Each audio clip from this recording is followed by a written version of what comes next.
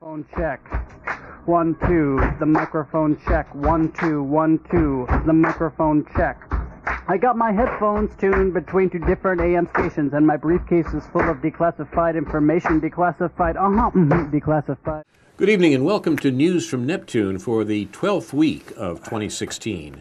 I'm told it's our 300th episode on Urbana Public Television. I'm Carl Estabrook. For 25 years, this program has been a weekly hour of spontaneous and unrehearsed discussion on the news of the week and its coverage by the media. First on a so-called community radio station, but I was deplatformed there. Deplatforming is a recent coinage in the university and media. It means depriving someone of a place to speak because of what they're saying. I appreciate the chance to come to you now via Urbana Public Television and YouTube. Our program's name, News from Neptune, comes from Noam Chomsky, who's been writing sensible things about U.S. politics for half a century. Chomsky says that the U.S. media either repeat the same conventional doctrines everybody is saying, or else you say something true and it will sound like it's from Neptune. Tonight, David Green and Ron Zook and I will try to say some true things. It's March 25th, and the news along the Rialto is that it is the traditional date of the founding of Venice in the year 421. The original population of Venice consisted of refugees from Roman cities near Venice, such as Padua, Aquila, and Treviso, and from the undefended countryside who were fleeing successive waves of Germanic and Hun invasions. Before then, there were Incolae Lacunae, lagoon dwellers. The traditional founding is identified with the dedication of the first church, that of San Giacomo on the islet of Rialto. Rialto comes from Rivo Alto, the high shore, and that church is very much there today. It says to have taken place on the stroke of noon on 25th of March, 421, the Feast of the Annunciation. Also on this day in the year 1812, in Russia, anarchist sympathizer Alexander Herzen was born in Moscow. Journalist, political writer, and novelist, influenced by revolution and the French socialism of Saint-Simon. Took an active part in the revolutions of 1848 in Paris and Rome, and founded the influential newspaper The Bell in London. As a Russian critic, second only to Belinsky in his time, he was strongly influenced by Pierre-Joseph Proudhon and other anarchists. He helped finance his close friend Mikhail Bakunin's escape from Tsarist Russia. Herzen has recently come to the attention of an unusual public, perhaps, as the main character in Tom Stoppard's trilogy, 3 plays, The Coast of Utopia.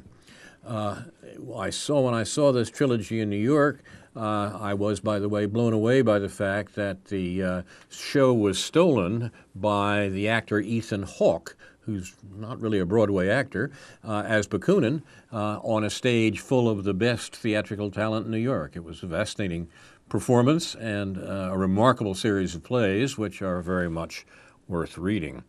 In that connection, I might mention that there is a reading Monday night at 7 o'clock at the Station Theater of a new play, and I can say only that that's a group of very good local actors are putting on a reading, not a full production, of this interesting new play.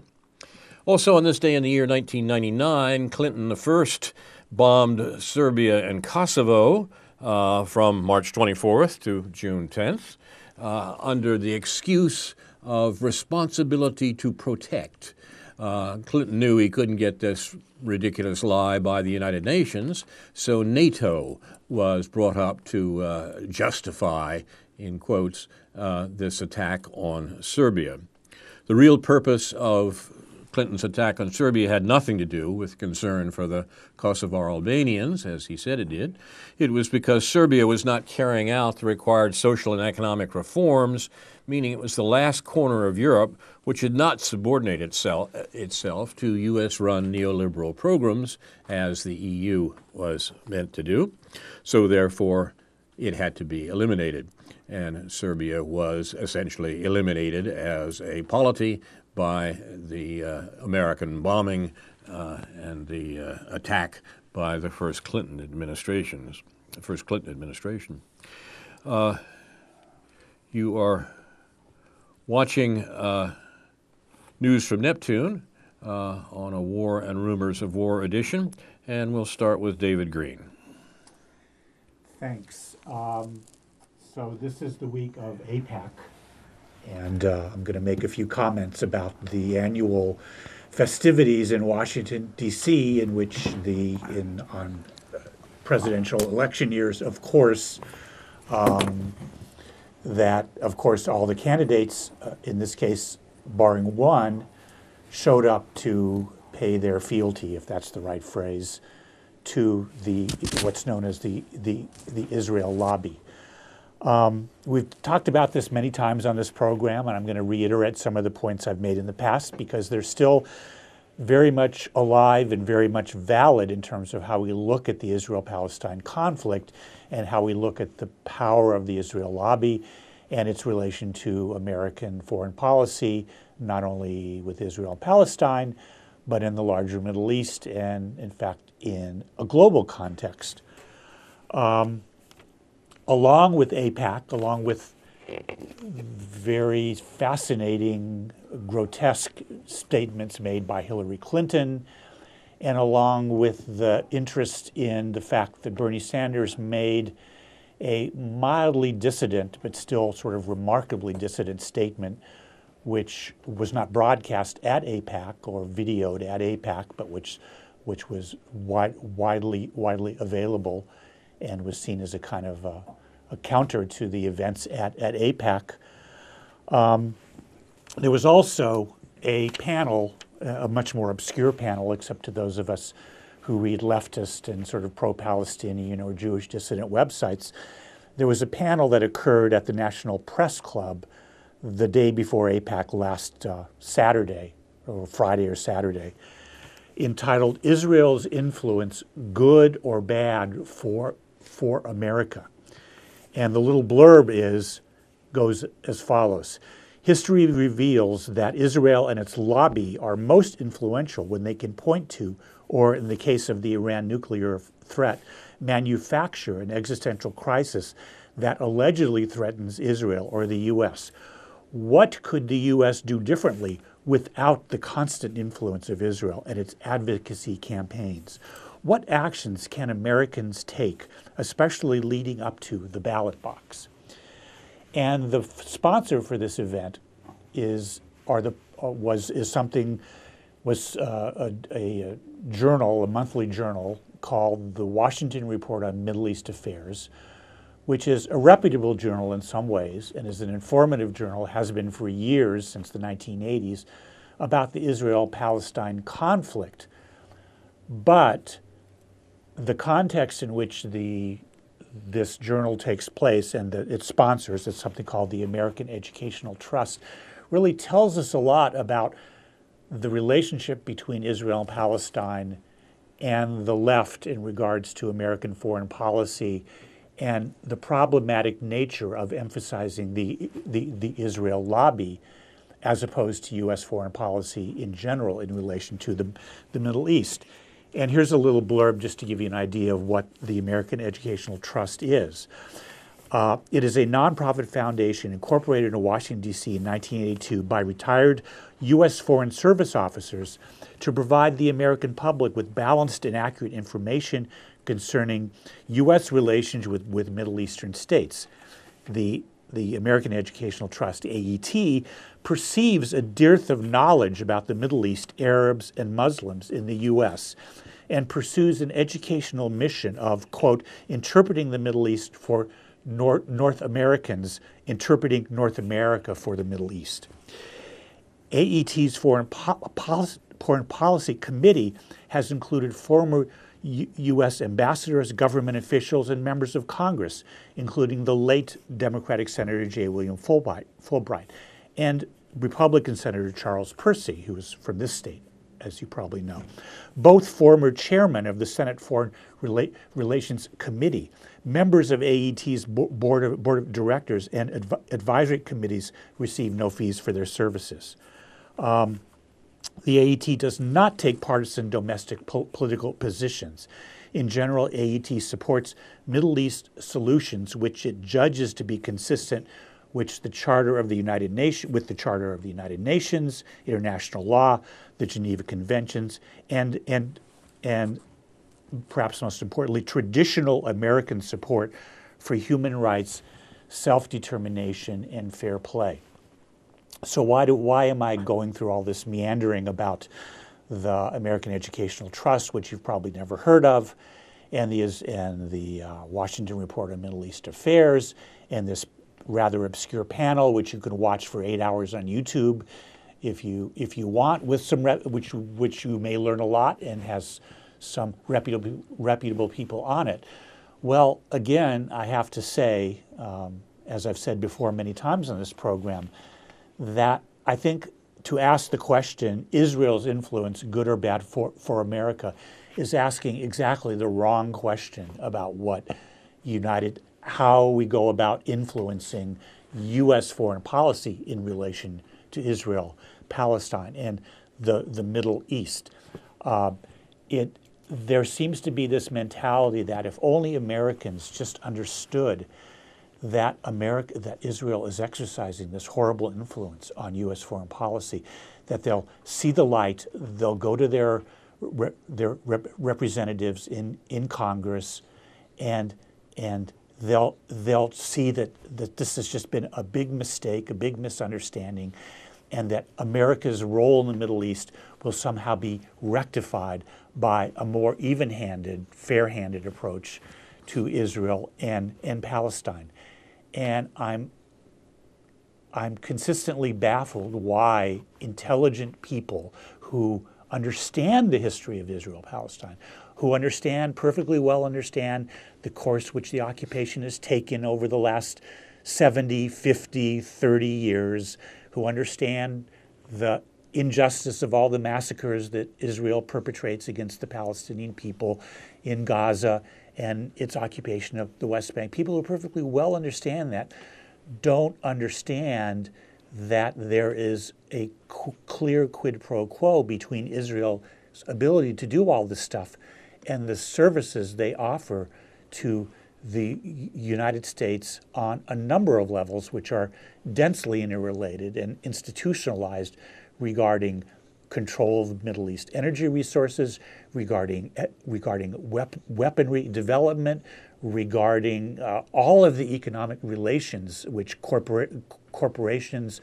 multinational corporations are involved in, which makes Israel an important country in relation to U.S. foreign policy, and not only that, an important country in maintaining the relationships the United States and clearly Israel have with the oil monarchies in the Gulf. So again, as far as we've gotten in understanding these problems, as far as we've gotten for Bernie Sanders to be able to make a statement this week out of line without really necessarily getting a lot of vitriol from the Israel lobby or from anybody writing in the local newspaper or anything else, there just seems to be this lack of insight on people within the Israel-Palestine movement, which contrasts, to conclude, very much with the perspectives that Noam Chomsky has been iterating and taking criticism for, which Norman Finkelstein and others, Stephen Zunis, if you want to throw in a less well-known name, perhaps, to viewers on this program, have articulated views that are much more realistic in terms of understanding why the U.S.-Israel alliance exists and how the lobby influences U.S. foreign policy within this within this broader framework, although it definitely serves its part. Just one little shot I want to take here to conclude.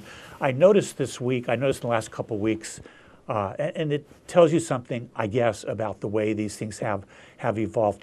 There's a group in town called the Young Democrats, a group of younger people who are supporting several candidates for the county board, or for countywide offices and in the county board.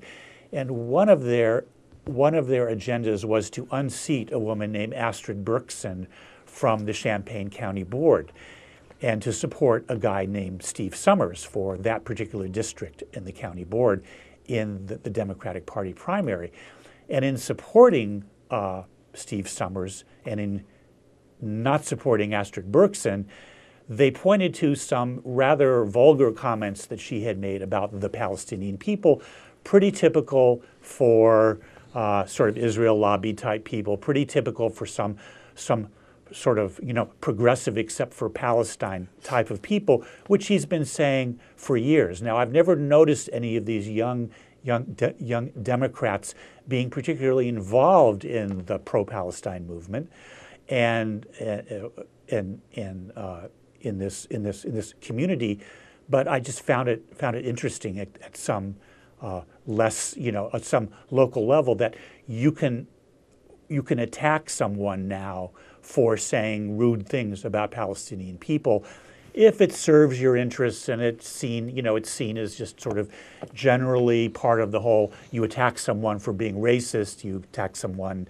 as a part of the whole identity politics thing. I mean, racism is horrible, and identity politics is fine insofar as it deals with racism, but it's broader and more problematic than all of that. But anyway, that's just a little note, and I'll stop there. Thank you very much, David. You're watching News from Neptune. We're talking about the news of the week and its coverage by the media. Do you have a particular response to any of this, Ron? No. Estimates vary. Judgments about the extent of Israeli influence on American politics. And we've had some words about that several times before, about the power of the Israel lobby and so on to over American foreign policy in the Middle East. I wonder if David had any views on this thing that's come out in the past couple of days. The UCal Berkeley Faculty Senate has voted to essentially identify anti-Zionism with anti-Semitism. What do you think of that? Well, yeah, maybe I'm not up to this. I know there was, I'm not completely current on this. I'm not clear that they voted for this, or did they? Well, they did, and then they took out the most offensive part, apparently. I mean, they're backed down a little. Yeah, I mean, they're basically claiming that there's a possibility that that anti-Zionism might, what's called anti-Zionism, which is too abstract a word. It's called, it's people who support Palestinian rights who are critical of Israel's behavior, some of whom perhaps don't like the idea of a Jewish state, but in any event, it seems like there was a decent amount of pushback in Berkeley on this, and that's in reaction. There's also things going on at the legislative level, I think in California and in many other states, to try to sort of basically criminalize the boycott, divestment, sanctions movement, the BDS movement, which of course happened in this state, and which I would also relate to the power of the Israel lobby, and we have to sort of relate these also to the effects on local politics and local Democratic Party politics. And what was so fascinating about the fact that this group of local Democrats sort of identified in an oblique way, identified with the Palestinian cause, although not in a very clear way. Anyway, what's happening in California is what's playing out around the country, and it'll be interesting to see what kind of, whether they can just sort of walk over the pro-Palestine movement in this way, or whether there's going to be, there's going to be plenty of pushback, and academics in a sense find themselves in the middle of this, especially if they identify with academic freedom and so forth.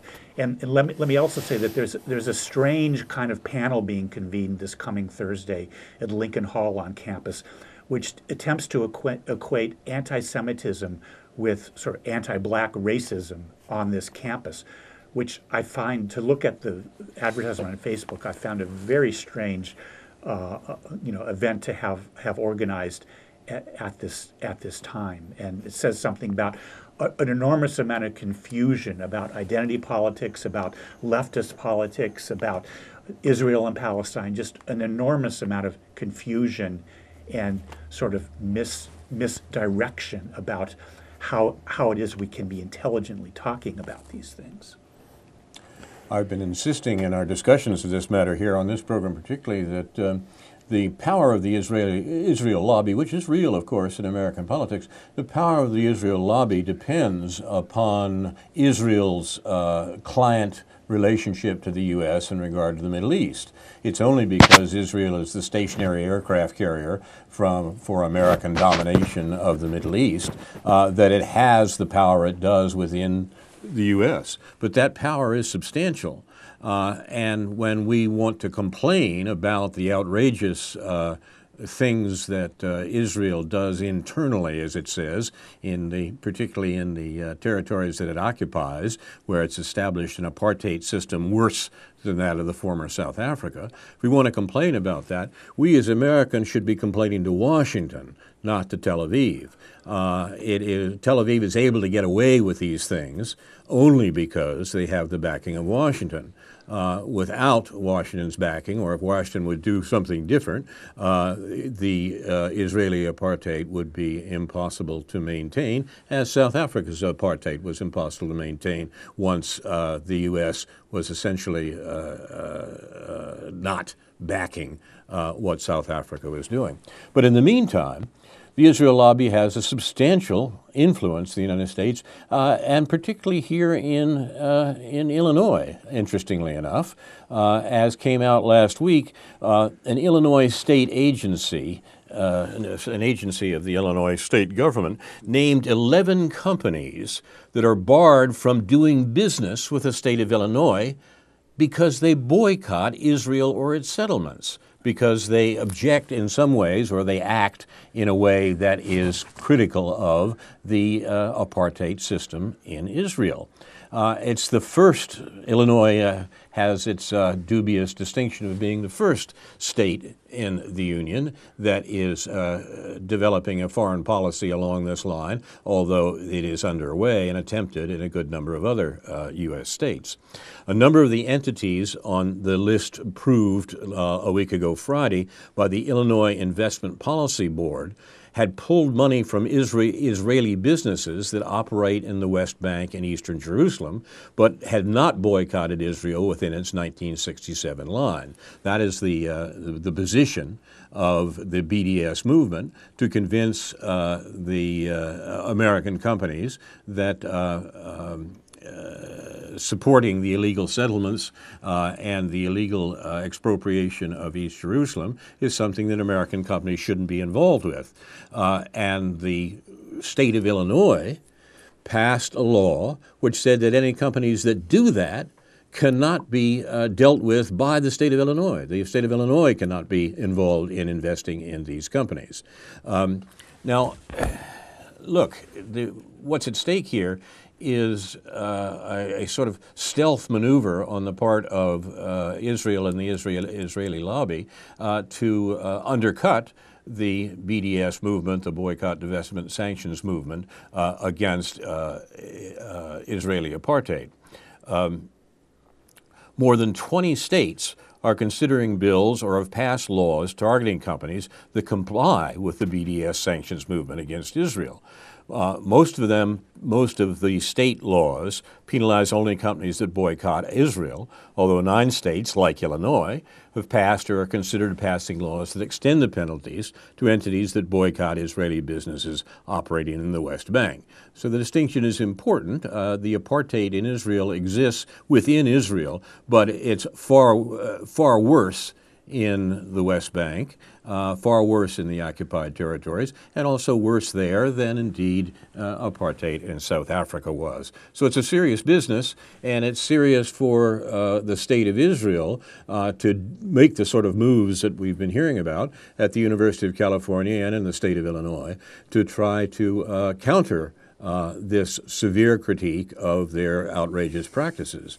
But here we are, the state of Illinois, in the lead on the matter. That's unfortunate. You're watching News from Neptune. We'll turn to some other matters with Ron Zook. Yeah, I'd like to pursue that, but there are just too many things going on.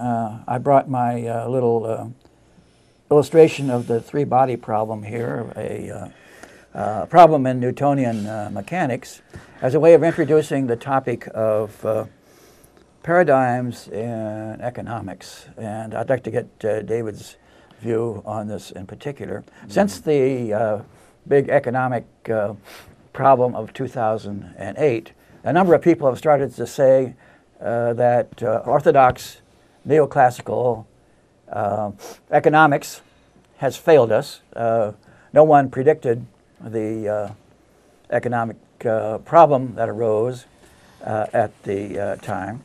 And it's time to look at something else. So there's been the rise of what's called behavioral economics, that is looking at people, how actually they actually behave, what they actually do when they make economic decisions, and cutting loose from the economic man paradigm that has ruled the discipline for decades now.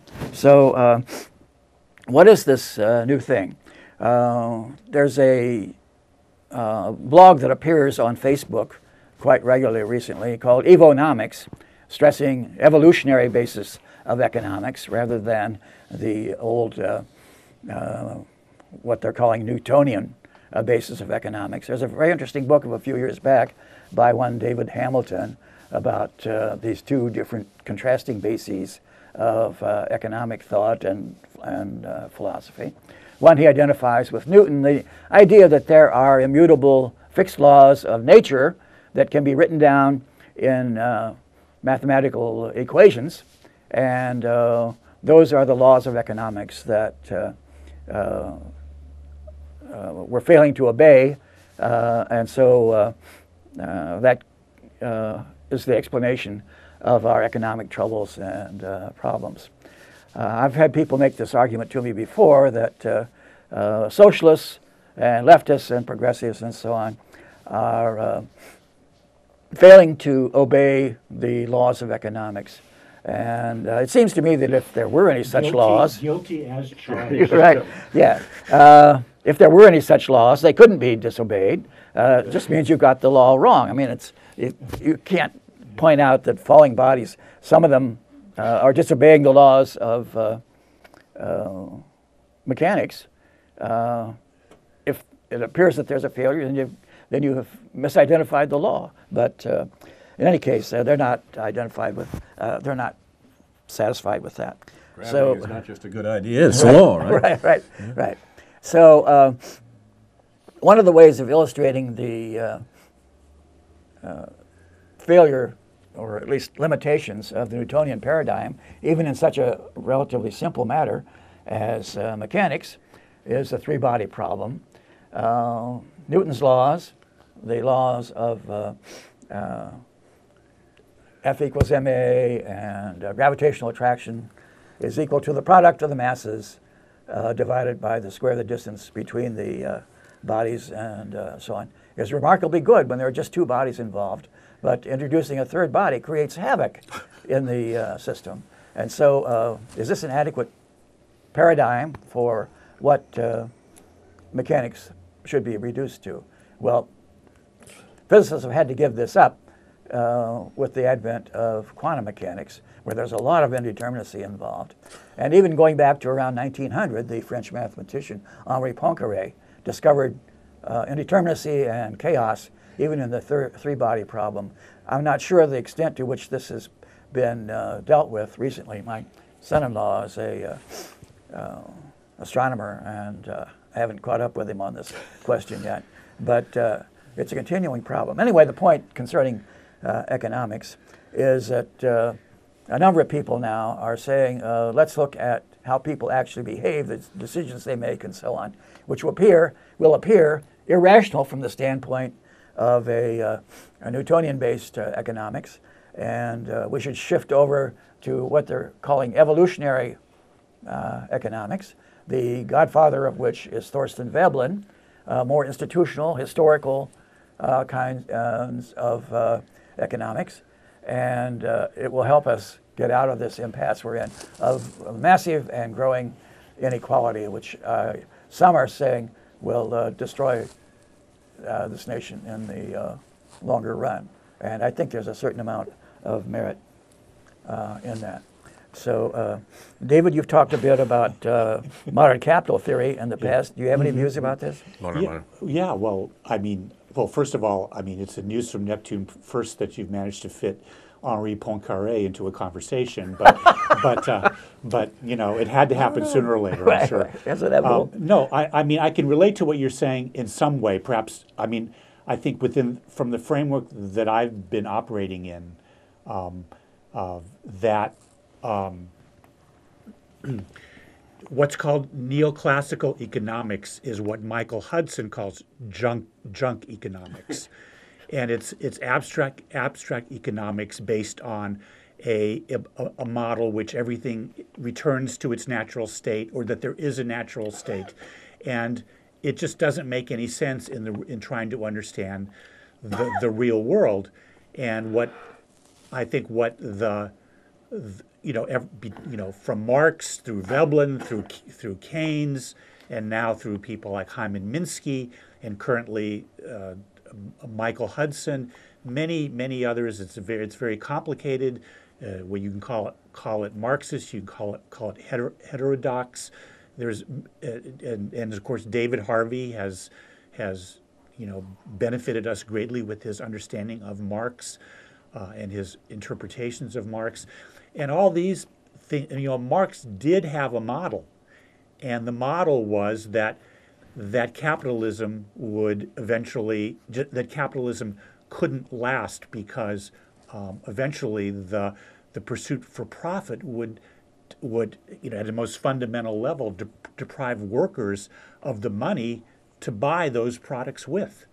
And it's obviously much more complicated than that, but there are models. We do need models, and those models concern, I'll refer to another Australian economist, Stephen Keen, K-E-E-N, who has helped us understand the nature of debt, especially private debt, family debt, and business debt, and the way the growing debt as a source of profit for capital basically destroys the system itself. And that's partly what happened in 2008. This mortgage debt created this bubble, which ultimately imploded. The word Ponzi scheme is sometimes perhaps used too loosely to describe what goes on in economics and on Wall Street, but Michael Hudson uses it very liberally in that context. He says the way Wall Street works, the way debt works, the way what he calls rents, or what economists call economic rents, whether it's land rents or money rents, which is interest on money that people borrow. All of those things create a dysfunctional system that simply can't last. So what Michael Hudson says, his sort of stock phrase is that debts that can't be repaid won't be repaid. And Michael Hudson compares he's done some interviews recently with Chris Hedges, which are on the Real News Network, and in fact one of them is posted on in text form, is posted on Counterpunch this morning. Michael Hudson is arguing that the accumulation of debt, the accumulation of wealth, and the manner in which money, which the money thing is manipulated in that process, simply is not compatible with running a society in which what's produced continues to be produced to meet people's actual needs. It's like money goes off on its own abstract theoretical plane, but it takes everything down with it. Yeah. It was Herb Stein, who was Richard Nixon's economic advisor, responsible for Herb Stein's law. Herb Stein's law is things that can't go on won't. Yeah. Well, things that can't last forever. Exactly. Yeah, sometimes said about exponential increase, economic growth, as it's called, and the hockey stick picture of economic growth, and that quickly breaks down. It can't last forever, although we keep trying to tell ourselves that maybe it can. And So there's this demand for economic growth as opposed to redistribution or justice and so on. And I think it has its limitations. What the people who endorse growth are not telling us is exactly who's going to get what. So they talk about the ever bigger pie, which means that the slice that everyone gets is slightly bigger, but that doesn't change the relative distribution of the size of the pieces within the pie. And that turns out to be an important factor.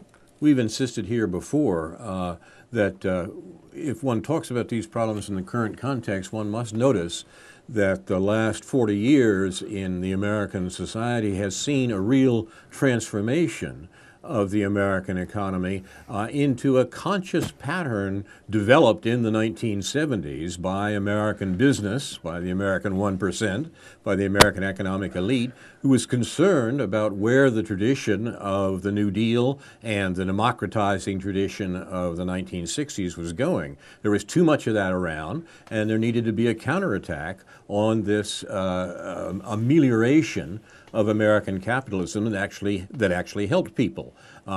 Everything from wage rises to Social Security to various and sundry other social supports. A stop had to be put to that if the profits of American capital, profits of American capitalists were to be continued and increased.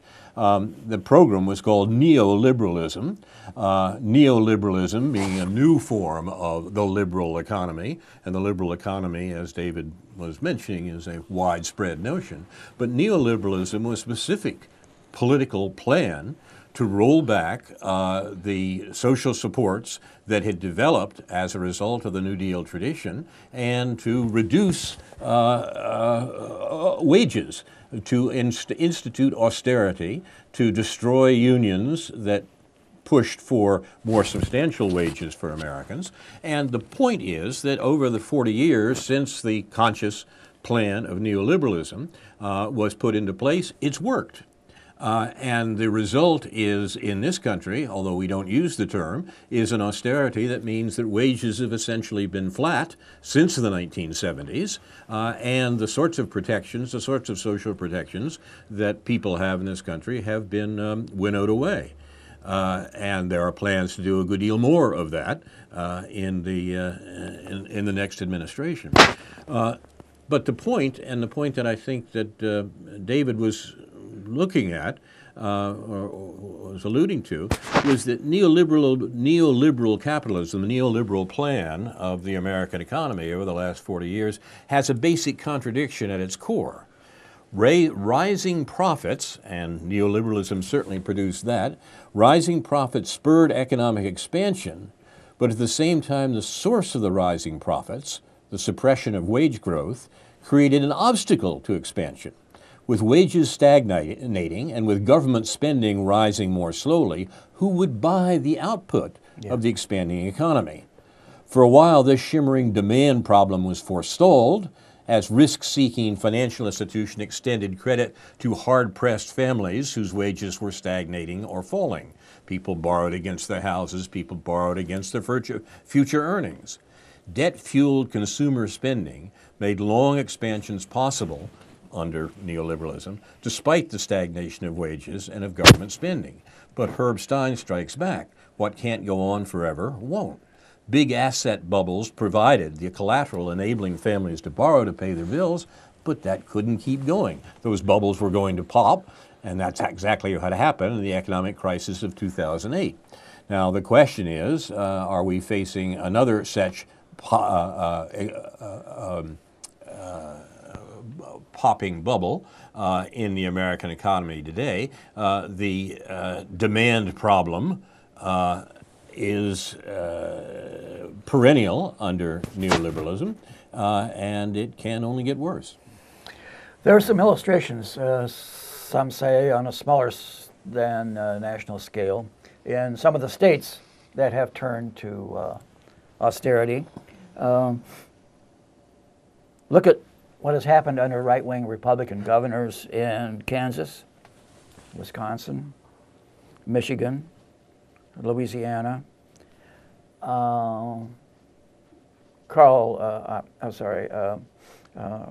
Paul Krugman has been very interesting on this point.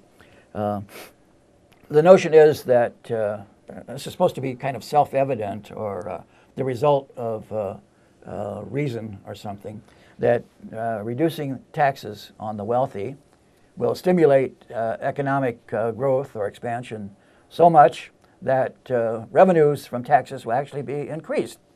And it may sound kind of strange or paradoxical, but that's what the claim has been. And again has been shown to be wrong. So could we promote prosperity, or at least prosperity for someone, by reducing the taxes of the rich?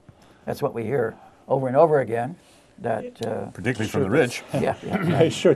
That's what you've been hearing since Yeah. the Reagan era, or perhaps before then. And of course, it's been ludicrous. The whole argument has been ludicrous. It's been proved ludicrous the whole time. I mean, the more you reduce taxes on the rich, the more wealth they accumulate, the more power and control over political influence they exercise in that context, and the more impoverished families become, the more indebted families become, and the technical term for what Michael Hudson uses, and not just his term, debt deflation. I mean, families are concerned about paying off debts, and so they can't consume. They consume as much as they can, but at a certain point, you just can't bear the debt. You have to bring it down, and that detracts from consumption, and therefore puts people out of work. So you get we're in a downward spiral. It's a much slower downward spiral than it was in 2008, according to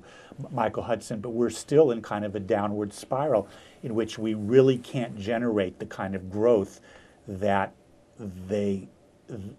is possible if people were really both working and consuming the products of their labor.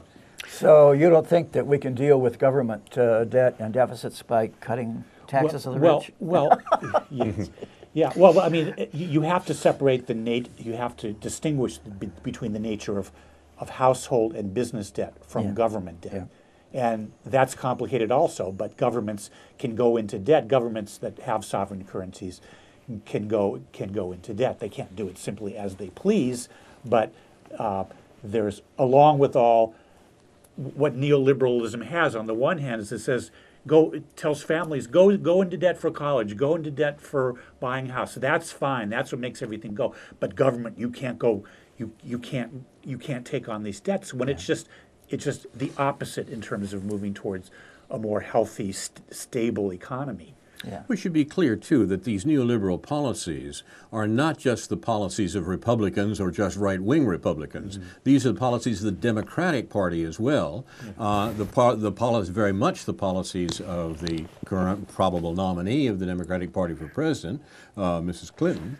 And indeed, if one were to interpret the popularity of the Sanders campaign aright, I think you'd see that it was exactly criticism of these policies that has produced the surprising and unlooked for backing that Sanders has received in the Democratic campaign. So, I mean, in a real sense, the election is about the fact that both major parties are neoliberal and neocon as well, and that the criticism of their neoliberal and neocon establishments, the criticism that's coming from Sanders in the Democrats, and surprisingly enough, from Trump in the Republicans, is quite worrying to our rulers, to our masters, and the reason that they're so concerned about getting Mrs. Clinton elected as president is to keep the neoliberal programs in place.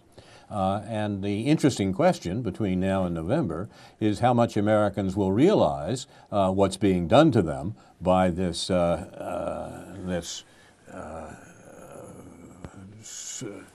quadrennial quadrille that we're going through right now. As Glenn Ford points out, if Mrs. Clinton is able to make Trump's bigotry and so forth the issue, she doesn't have to worry about any threats to the bankers behind her. And it seems to me that we should make sure that that doesn't happen. I would only want to sort of conclude by saying that, and to address the comments, the sort of the basis you established for this conversation, Ron, is that the sort of the pseudoscientific basis of all this seems to be, or at least one of them seems to be, that if everybody just acts in their own interest, in their own quote unquote rational self-interest, that everything will just kind of work out. I mean, some people will get, well, that's not even what the invisible hand was. I'm not sure that's not even what Adam Smith meant by that. But that aside, it's like there's this sort of pseudoscientific faith that, especially among the most privileged, that if everybody would just free to pursue the dollar, that everybody will get what they deserve. It won't be equal, but everybody will be sort of taken care of in some way. And if they aren't, it's their own damn fault. Right. And that's just that's an insidious pseudo social scientific sort of approach. And I think it's just as rooted in human nature that people cooperate with each other, that people have to make collective decisions in a democratic way in order to benefit the society as a whole, and not to mention the perpetuation of the species, which is no small issue right now. It's interesting too that since these problems, which the established parties would like to suppress for all the reasons that David has been sketching, these problems are obtruding as things have gotten worse for most Americans, and indeed for people in Europe as well. And there have been some interesting responses. We've mentioned the fact that if you had said a year or so ago that the word socialism would be back in currency in American political discussion, we would have said, you're dreaming. In fact, whatever it might be used to mean, and there's a range, the word socialism is back on the agenda as a result of the very real distress of the American populace. Something else has occurred that I would not have looked for a year or so ago, but seems to me very interesting, in response to the demand problem that I was talking about before, that neoliberalism brings up, that there aren't enough people to buy the stuff that the newly profitable American capitalism puts out there. And the new development, both in Europe and in various places in the U.S., are calls for some form of a universal basic income. The notion is that the only way to solve the demand problem is to give people money so that they can buy the output of the capitalist enterprises. And since you're not going to have, for a variety of reasons, running from robotics to overseas demand, you're not going to have the demand that will employ people as the quantitative easing procedures by the Federal Reserve has shown. The only way to do it is to give people money to buy the things that the system produces. So some form of universal basic income, some form of income adjustment, income addition is going to be necessary.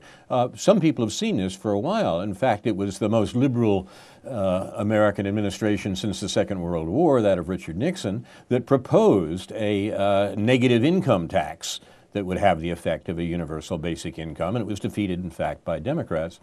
But there are other places, including Canada, a number of European countries, and a number of U.S. states that have proposed some new form of universal basic income. I think we're going to hear more about that in the coming year for the reasons that we've been suggesting tonight, including the demand problem and the disappearance of work, which is partly a technical problem, but a problem of technology, but not only that. Don't you see a couple of million more potential consumers out there in Cuba? That's one of the reasons that the readjustments of the American boycott for Cuba. Cuba's the most terrorized country in the Western Hemisphere over the last 50 years, no question, and the U.S. has been responsible for the terrorism. The turnaround by the Obama administration is not from the goodness of their heart, but because of problems just like this. The attempt to reincorporate Latin America into American economic hegemony includes the fact that Cuba has been a beacon of opposition to this American system since 1960. Yeah, here's an opinion piece from the Wall Street Journal, March 5th. The communist failures that await Obama when he goes to Cuba. Cuba, of course, blames the United States for its economic difficulties. Despite Obama's moves to normalize relations, the 1962 U.S. embargo restricting bilateral trade remains in place. Congressional Republicans say there's no chance of it being lifted while Cuba's communists are in power.